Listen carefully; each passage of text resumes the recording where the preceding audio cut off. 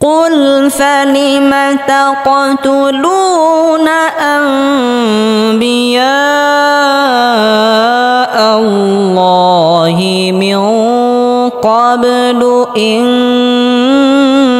كنتم مؤمنين قل فلم تقتلون أنبياء الله من قبل إن كنتم مؤمنين আসসালামু আলাইকুম ওয়া রাহমাতুল্লাহি ওয়া বারাকাতুহু। সম্মানিত দর্শক ও শ্রোতা, আশা করি সবাই ভালো আছেন। কোরআন শেখার নতুন একটি পর্বে আপনাকে স্বাগতম। গত পর্বে আমরা সূরা বাকারার ৮৬ নং আয়াত থেকে ৯০ নং আয়াত পর্যন্ত শিখেছিলাম। আজকে আমরা এই ভিডিওতে সূরা বাকারার ৯১ নং আয়াত থেকে ৯৫ নং আয়াত পর্যন্ত শিখব ইনশাআল্লাহ। সম্মানিত দর্শক ও শ্রোতা, এই ভিডিওটি এমনভাবে তৈরি করা হয়েছে যে চাইলে আপনি আমার সাথে সাথে পড়ে আমার মতো সহি শুদ্ধভাবে কোরআন মাজিদ পড়তে পারবেন। আর যারা আমাদের এই চ্যানেলে নতুন তারা অবশ্যই চ্যানেলটি সাবস্ক্রাইব করুন।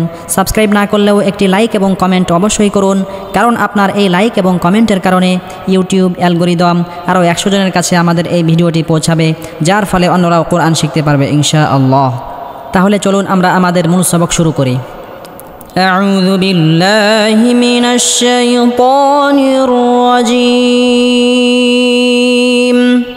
بسم الله الرحمن الرحيم। প্রথমত আমি এই আয়াতের কিছু অংশ রিডিং করব। وَإِذَا قِيلَ لَهُمْ آمِنُوا بِمَا أَنزَلَ اللَّهُ قَالُوا نُؤْمِنُ بِمَا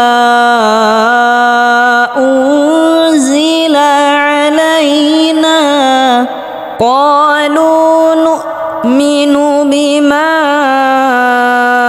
أُنزِلَ عَلَيْنَا وَيَكْفُرُونَ بِمَا وَرَاءَهُ ওয়াও জবর ওয়া হামজা জের ই ওয়া ই জাল আলিফ জবর দা ওয়া ইদা জবরের বাম পাশে খালি আলিফ মাদের হরফ একালি পরিমাণ লম্বা করে টেনে পড়তে হবে।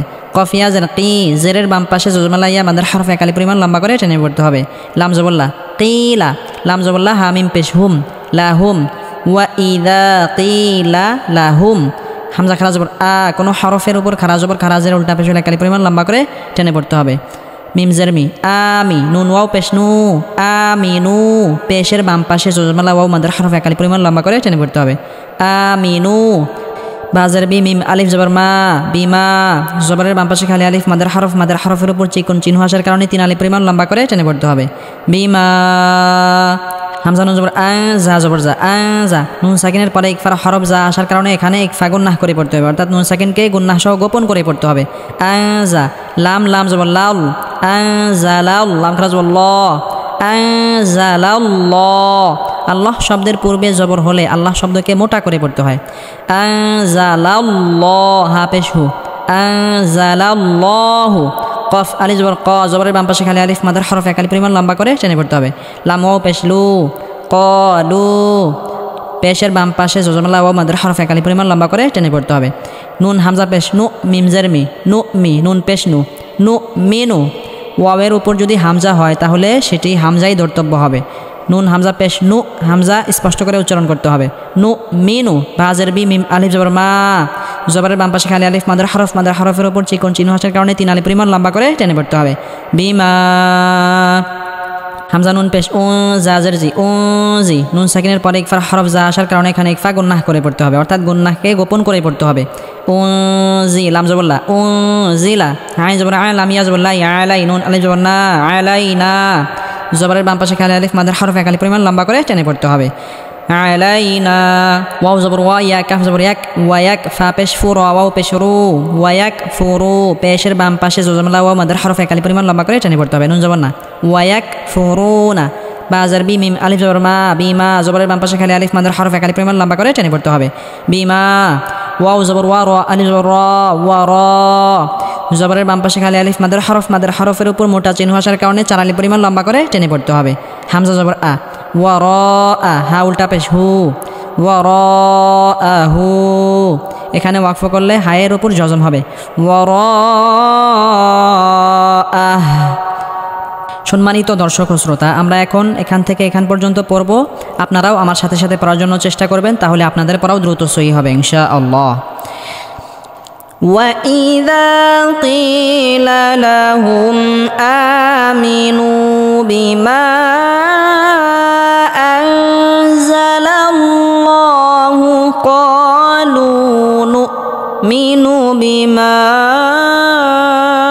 أُنزِلَ عَلَيْنَا وَإِذَا قِيلَ لَهُمْ آمِنُوا بِمَا أَنزَلَ اللَّهُ قَالُوا نُؤْمِنُ بِمَا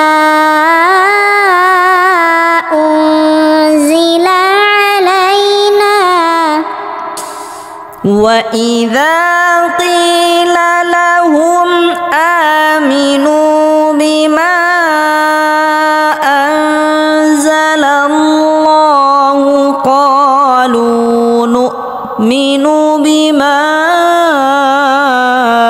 أُنزِلَ عَلَيْنَا وَإِذَا قِيلَ لَهُمْ آمِنُوا بِمَا أَنزَلَ اللَّهُ قَالُوا نُؤْمِنُ بِمَا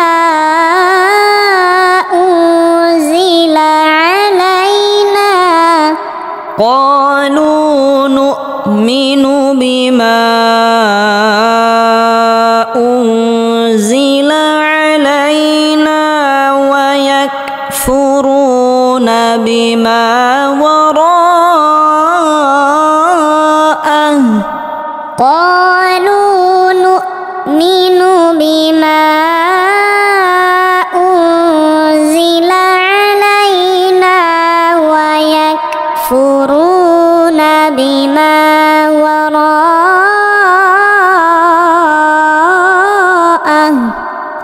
قالوا نؤمن بما أنزل علينا ويكفرون بما وراءه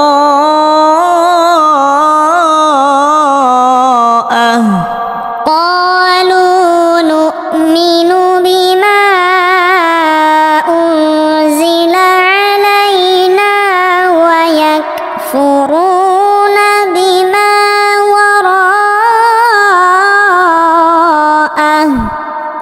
ওয়াও জবর ওয়া, হা পেশ হু, ওয়াহু, ওয়াও লাম জবর ওয়াল, ওয়াহু ওয়াল, হা কফ জবর হক, কফ পেশ কু, হাক্কু, ওয়াহু ওয়াল হাক্কু। মিম পেশ মু, সাদ দাল জবর সাদ, মুসাদ দাল জেরদি, মুসাদ্দি, কফ লাম জবর কল, মুসাদ্দি কল, লাম জেরলি, মিম আলিফ জবর মা, লিমা জবরের বাম পাশে খালি আলিফ মাদের হরফে খালি পরিমাণ লম্বা করে টেনে পড়তে হবে। মিম জবর মা, আইন জবর আ, মা, হা মিম পেশ হুম, মাআহুম, মুসাদ্দিকাল লিমা মাআহুম। وهو الحق مصدقا لما معهم وهو الحق مصدقا لما معهم وهو الحق مصدقا لما معهم وهو الحق مصدقا لما معهم কফ লাম পেশ কুল, ফা জবর ফা, কুল ফা লাম জেরলি, মিম জবর মা, কুল ফালিমা, তা কফ জবর তা ক, কফ তা বা জিম দালাই পাঁচ হরফে জজম হলে কলকলা বা ধাক্কা দিয়ে পড়তে হবে। তা পেশ তু, তা ক তু, লামও পেশ লু, তা ক তু লু, পেশের বাম পাশে জজমলা ওয়াও মাদের হরফ একালি পরিমাণ লম্বা করে টেনে পড়তে হবে। নুন জবর না, তা ক তু লু না, হামজা নুন জবর আম, বা জারবি আমবি। নুন সাকিনের পরে একলাবের হরফ বা আসার কারণে এখানে নুন সাকিনকে ছোট মিম দ্বারা পরিবর্তন করে পড়তে হবে। আমবি ইয়া আলিফ জবর ইয়া, জবরের বাম পাশে খালি আলিফ মাদের হরফ এক আলিফ পরিমাণ লম্বা করে টেনে পড়তে হবে। আর মাদের হরফের উপরে যদি মোটা চিহ্ন আসে তাহলে 4 আলিফ পরিমাণ লম্বা করে টেনে পড়তে হবে। হামজা লাম জবর আল, আম্বিয়া আল্লাহ কাজুল্লাহ হাজির হি, আম্বিয়া আল্লাহি। আল্লাহ শব্দের পূর্বে যদি জবর আসে তাহলে আল্লাহ শব্দকে মোটা করে পড়তে হবে। আম্বিয়া আল্লাহি, মিম নুন জার মিউ, নুন সাকিনের পরে ইকফার হরফ কফ আসার কারণে এখানে ইকফা গুন্নাহ করে পড়তে হবে, অর্থাৎ নুন সাকিনকে গুন্নাহ সহ গোপন করে পড়তে হবে। মিউ কফ বা জবর কব, কফ ত বা জিম দাল, এই 5 হরফে জজম হলে কলকলা বা ধাক্কা দিয়ে পড়তে হবে। কবে লাম পেশলু, কবেলু, মিউ কবেলু। হামজা নুন জার ইং, নুন সাকিনের পরে ইকফার হরফ কাফ আসার কারণে এখানে ইকফা গুন্নাহ করে পড়তে হবে। ইং কাফ নুন পেশ কুন, এখানেও নুন সাকিনের পরে ইকফার হরফ তা আসার কারণে এখানে ইকফা গুন্নাহ করে পড়তে হবে। ইং কুন তামিম পেশ তুম, কুনতুম, মিমে বা নুনে তাসদিদ হলে সর্বাবস্থায় গুন্নাহ করে পড়তে হবে। ইং কুনতুম, মিম হামজা পেশ মু, মিম জার মি, মু মি, নুন ইয়া জার নি, মুমিনি, জেরের বাম পাশে জজমলা ইয়া মাদের হরফ এক আলিফ পরিমাণ লম্বা করে টেনে পড়তে হবে, নুন জবর না, মুমিনিনা। আর মাদের হরফের পরে হরফে যদি ওয়াকফ করি বা থামি তাহলে 3 আলিফ পরিমাণ লম্বা করে টেনে পড়তে হবে। মুমিনিন। قل فلم تقتلون أنبياء الله من قبل إن كنتم مؤمنين قل فلم تقتلون أنبياء الله من قبل إن كنتم مؤمنين قل فلم تقتلون أنبياء الله من قبل إن كنتم مؤمنين قل فلم تقتلون أنبياء الله من قبل إن كنتم مؤمنين ولقد جاءكم موسى بالبينات ثم اتخذتم العجل من بعده وأنتم ظالمون ولقد جاءكم موسى بالبينات ثم اتخذتم العجل من بعده وأنتم ظالمون ولقد جاءكم موسى بالبينات ثم اتخذتم العجل من بعده وأنتم ظالمون ولقد جاءكم موسى بالبينات ثم اتخذتم العجل من بعده وأنتم ظالمون وإذ أخذنا ميثاقكم ورفعنا فوقكم الطور وإذ أخذنا ميثاقكم ورفعنا فوقكم الطور وإذ أخذنا ميثاقكم ورفعنا فوقكم الطور وإذ أخذنا ميثاقكم ورفعنا فوقكم الطور خذوا ما آتيناكم بقوة واسمعوا خذوا ما آتيناكم بقوة واسمعوا এখানে মিম সাকিনের পরে বা আসার কারণে মিম সাকিনে গুন্নাহ করে পড়তে হবে। কুম মিম সাকিনে দুই জায়গায় গুন্নাহ হয়। মিম সাকিনের পরে মিম আসলে গুন্নাহ হয় এবং মিম সাকিনের পরে বা আসলে গুন্নাহ হয়। খুযু মা আতাইনাকুম বিকুওয়াতিন ওয়াসমাউ খুযু মা آتيناكم بقوة واسمعوا قالوا سمعنا وعصينا قالوا سمعنا وعصينا قالوا سمعنا وعصينا قالوا سمعنا وعصينا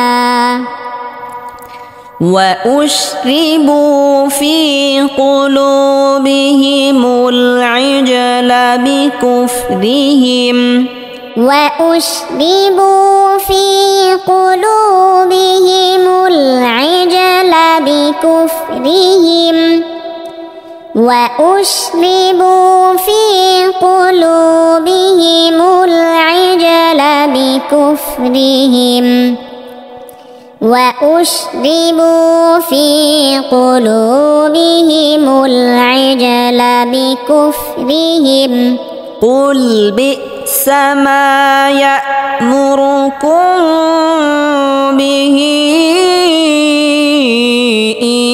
إيمانكم إن كنتم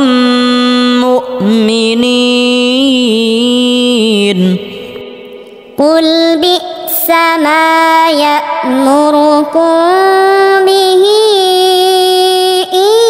إيمانكم إن كنتم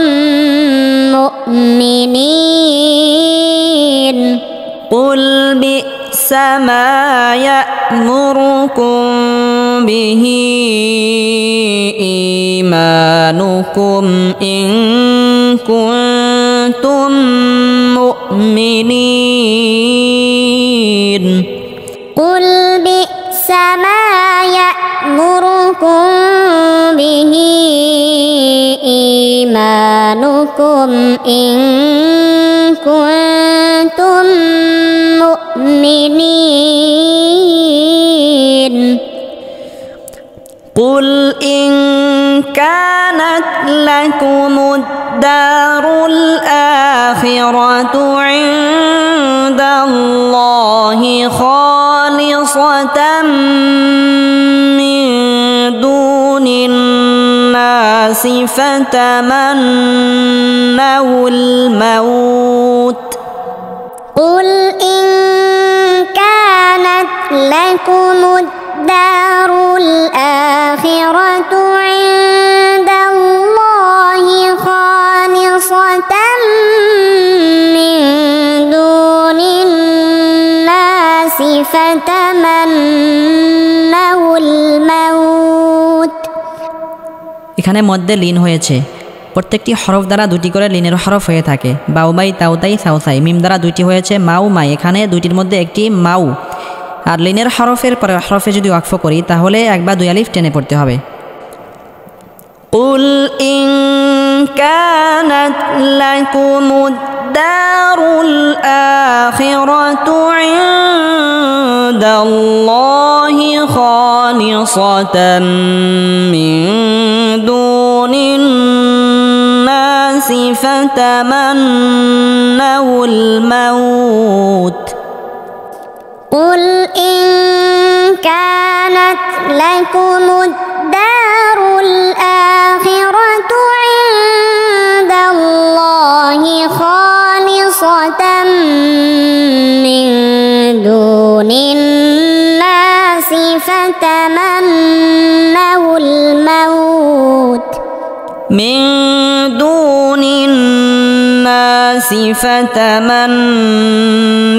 الموت إن كنتم صادقين من دون الناس فتمنوا الموت إن كنتم صادقين من دون الناس فتمنوا الموت إن كنتم صادقين من دون الناس فتمنوا الموت إن كنتم صادقين ولن يتمنوه أبدا بما قدمت أيديهم ولن يتمنوه أبدا بما قدمت أيديهم ولن يتمنوه أبدا بما قدمت أيديهم ولن يتمنوه أبدا بما قدمت أيديهم والله عليم بالظالمين والله عليم بالظالمين তানবিনের পরে ইকলাবের হরফ বা আসার কারণে তানবিনকে ছোট মিম দ্বারা পরিবর্তন করে পড়তে হবে। এখানেও তানবিনের পরে ইকলাবের হরফ বা আসার কারণে তানবিনকে ছোট মিম দ্বারা পরিবর্তন করে পড়তে হবে। আবাদাম বিমা ওয়াল্লাহু আলিমুম বিল-যালিমিন ওয়াল্লাহু আলিমুম বিল-যালিমিন। সম্মানিত দর্শক ও শ্রোতা, আজকে আমরা সূরা বাকারার 91 নং আয়াত থেকে 95 নং আয়াত পর্যন্ত শিখলাম। পরবর্তী পর্বে আমরা সূরা বাকারার 96 নং আয়াত থেকে শিখব ইনশাআল্লাহ। যারা আমাদের এই চ্যানেলে নতুন তারা অবশ্যই চ্যানেলটি সাবস্ক্রাইব করুন এবং এই ভিডিওতে একটি লাইক এবং একটি কমেন্ট করুন।